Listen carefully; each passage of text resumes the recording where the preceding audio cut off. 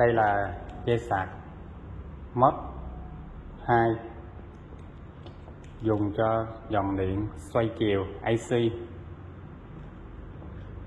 để sạc home charging.